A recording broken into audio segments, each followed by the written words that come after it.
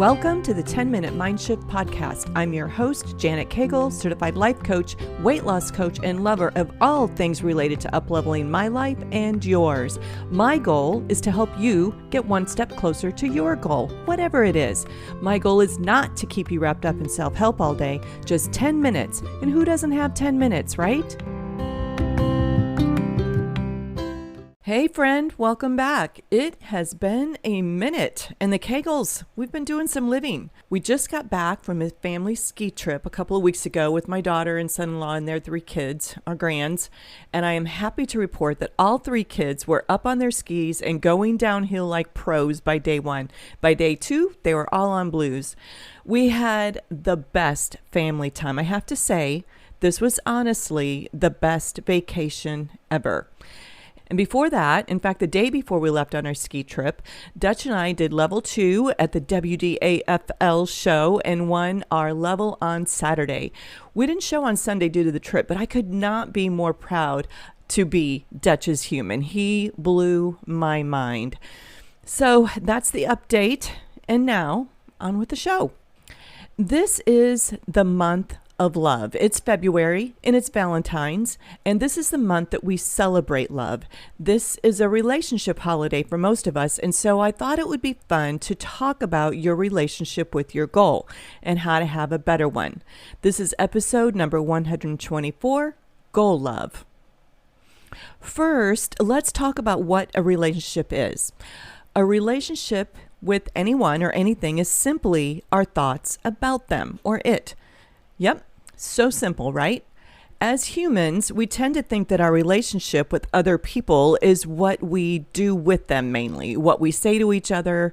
And while those things may influence your thoughts, in the end, it's your thoughts about that person that creates the feelings that you have for that person, and your feelings ignite the action that you take or inaction, and that becomes the result of the relationship that you have with that person. Some of you may actually have a goal that centers around attracting your person into your life or improving a relationship with our significant other, with our grandchildren, with our children, even our friends, bosses, and coworkers. Relationship goals are real. And when we focus on improving our relationship with people, we tend to be more conscious about how we're thinking about them. We may carve out more time to spend with that person. We may plan experiences to share. You get my point. Let's talk about why it's important to apply some of the relationship strategies to our relationship with our goal. Think about it like this. When we are at odds with someone in our life, we don't look forward to seeing them. We may even avoid them. We may go out of our way not to be in their company. We try not to even think about them. And sometimes when we can't stop thinking about them, we get frustrated and angry. I know that's exactly what I do when I'm at odds with someone. That's the same thing that can happen with our goals. Whether our goal is to pursue a number on the scale or a number on your lab work or a job promotion or a life partner or a dressage goal, we all have this idea of having the outcome, but where the wheels fall off the wagon is when we actually have to do the work of becoming the human who can create the result. Growth requires discomfort, and as soon as our brain experiences discomfort, we start thinking things like, I don't like this. This is hard. This should be easier. I should be further along. This isn't fun. All of these thoughts have us at odds with our goal. And just like when we are at odds with humans, we don't look forward to doing the work, putting in the effort, investing the time and the money. We put off committing to doing the things that we know would move the needle towards our goal. We try to avoid the work. We try to stop thinking about the goal and the work involved, but we can't. And so we get frustrated and angry. We may even point fingers and blame others who are getting in the way of our goal. We blame the work required. We may even start thinking the goal is stupid anyway, so why bother? Does that all sound familiar? I know that I have experienced all of that over the last year as I work towards optimizing my numbers for a healthy thyroid. Having the goal of optimized numbers sounds like, duh, who doesn't want that? You feel good, you have energy, your brain fog goes away, and the breathing is easier, but just wanting the result does not create the result. I had to learn to think about my food totally differently. I had to make different choices, plan ahead, food prep on another level. I will give you an example. One of my favorite dishes is a Mexican casserole. All the ingredients I used to use were off the shelf and required a can opener. None of that convenience is available to me. If I want my goal of optimizing my numbers, all of it must be made from scratch. So it required that I learn how to make the tortilla from scratch and any other ingredient like cream of mushroom soup. Committing to my goal meant that if I dreaded going into the kitchen to food prep or dreaded the grocery shopping or dreaded yet one more failed attempt at something, I would be at odds with my goal. And here's why that's so important. When you are at odds with your goal, all the while you are in pursuit of your goal, when you hit your target, even when you hit your target, it won't feel good. It won't hit the reward center of your brain, and it will feel more like, what was the point again? Now, when I have a blood test that comes back aligned, I am ecstatic and even more motivated to continuing being a student of autoimmune. Now, that doesn't mean that you're hitting your goal won't be hard. Even the best relationships have hard moments and bumps in the road. So don't misunderstand my message to meaning hitting the healthy goal was easy. It was not. It was lonely. It was confusing. It was frustrating from time to time. And there were so many days that I thought, I get it now. I know why everybody gives up and just lets it all go. Goaling is hard. Managing your relationship with your goal is everything. When you think about your goal and then you think about the work required to become the human who can create the result, what are those thoughts that come up for you? What are the thoughts that get in the way? And what are some of the thoughts that you had about your goal that have you at odds with your goal? And some of these thoughts even actually have us quitting our goal. What are those? Don't be afraid of what those thoughts reveal to you. Write them all down. I put this exact question to my own brain a couple of weeks ago as I was getting ready for the show. And here are some of the thoughts that I was having as I was getting ready. All right, here we go. Why does this have to be so hard for me? Why can't I get him going like my trainer can? I feel like I'm going to puke. I'm out of breath. I can't do this. How am I going to do an entire test like this? What's the secret to making this easier? Who's even going to care anyway? Who is going to care? One of the things that I noticed was that my brain offered me all of these thoughts in the form of a question. The other thing that I noticed is that they were all negative and meant to put me in a place of being at odds with my goal and inaction versus creative action or productive action. This week, really notice what thoughts come up for you as you start working on becoming the woman or the man who loses the weight, who launches the business, who goes for the promotion, who rides the dressage test. When you go down to actually hammering out the work, what comes up for you? Write all the thoughts down, and I have a strategy that will help you flip the script and change the story of the relationship with your goal. Once you have written down all of the words and sentences your brain offers, we're going to put the thought through an inspection. I know I've mentioned this before, but over the years, Steve and I have remodeled many homes.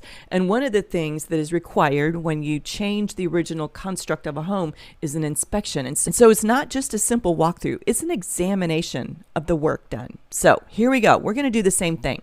Number one, for each thought that you have, notice what your brain offers. Write it down. And once you've done all those things and you've got it all out on paper, I want you to put them into statements instead of questions. So for example, why does this have to be so hard for me is converted to this is hard for me. Instead of why can't I get him going like my trainer can, I convert it to a statement that says I can't get him going like my trainer can. All right, so conversion, that's the first step. In other words, take the question part out of the statement. The reason for this is we want to do this in a way that we can get very clear on the emotion that each thought ignites. And when we are in the form of a question, we won't get there. Instead, we get caught in a loop. All right, next step, number 2. Do this for each thought. Read the thought one at a time, and I want you to write down what emotion is created when you think that thought. Okay, each thought gets their own time. So when I think I can't get him going like my trainer can, I feel defeated. And when I think this is so hard for me, I feel incompetent. Here's why this is so important. The feelings and emotions are creating the way you are fueling your action or inaction. And if you're anything like me, feeling incompetent and defeated is not going to ignite any high-octane action. Those emotions aren't designed to do that. They are designed to send you back to bed watching Hulu and eating ding-dongs. It's important to get to the heart of the fuel tool by which you are pursuing your ambition. So don't skip that part. All right, moving on. Number 3. Now here's the good part. And this is where we're going to flip the script. We are going to interrupt the current thought model so that we don't entertain these useless, low-octane thoughts any longer. Ask your brain, what are these thoughts revealing to me? Now you get to challenge and question your brain. Remember, the survival part of your brain is wired with a negative bias. It's always going to point out things that it thinks are part of your survival. My brain did not know that I was riding a horse. It only knows that I'm exerting a lot of energy, feeling uncomfortable, and feeling defeated with what feels like a zero payoff at the moment. So think about that. Your brain's entire motivation is to seek pleasure, avoid pain, and conserve energy. So of course, doing what I was doing was sending all kinds of alerts for survival to the survival part of my brain. Yours is doing the same thing. Just know that. But it's also revealing things to you. It's revealing to you exactly the obstacles that are in the way. And if you remember from a previous episode, the obstacle in the way is the way. When I examined these thoughts, my brain revealed to me that I think this is hard. Listen, it's supposed to be hard, or everyone would be doing it, and then it wouldn't be special for me to be doing it. It's hard, but it's not too hard. And I was made for this. It's hard because riding a big horse like Dutch is hard. And I love riding big horses, and I love riding Dutch. Here is more of that script. Riding Dutch is also a pleasure and a privilege. I told my brain that I can do hard things. The thought, I don't have him going like my trainer can. How about adding things, but I'm learning and he's going better than ever before. So I know what I'm doing is making progress. Feeling like you're going to puke is fine. Even if you do puke, so what? I'm out of breath, but I can catch my breath. No problem. This is just an indication that I need to do more cardio in my workouts, but it's not an indication that I can't do this. The secret to it getting easier is to do it more often. And finally, who's going to care if I do this anyway? Well, me. And that is enough. When I examine my thoughts and I look at it through the lens of what I can do differently going forward, I was able to come up with a strategy based on what my brain told me while my brain was trying to talk me out of this thing. Do you see how that works? The obstacle again becomes the way. This is what it means to lean in. Finally, the 4th step is lean in. For me, that looks like riding at the canter or the lope for 30 additional seconds each session that I ride. It looks like adding bursts of anaerobic activity to my workout when I do cardio. My Garmin told me at that moment that I felt like puking that my heart rate was at 180. My heart needs to experience that more often. Do you see that instead of letting my brain talk me out of this thing, I looked at my thoughts for the answers to the questions and I came up with a plan to next level my current results. Now looking at my goal, it doesn't feel like something that I want to avoid or ignore or get frustrated with. It actually looks like a big reveal. Do you see how important it is to focus on the goal, but it's even more important to understand the human that you must become on this journey? I must become more fit. I must up-level my stamina game before I can become a more effective rider. As a result, at the end of this, I can't wait to meet the horsewoman that I have created in me, the nutritionist, the fitness trainer, all of her. This is the same lesson that can be applied to every single goal that you have. If you have had a goal year after year after year, you finally want to create the result, examine your relationship with your goal. Are you at odds with it? Are you ignoring the work? Are you frustrated by the work? What have you been thinking about your goal? And don't be afraid of the answers, my friend. Lean in. I want to leave you with this final thought, and I know I've said this before, but this is so important. Your goal is closer than you think, and it's not as hard as you think it is right now, and you are way stronger than you are ever going to need to be. All right. That is what I have for you this week, and now go have the best day ever. That's a wrap.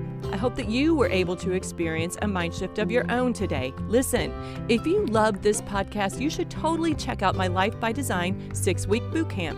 It's a work at your own pace workshop and something that you can do over and over and over again to up-level your results and get ready for a transformation at the speed of life.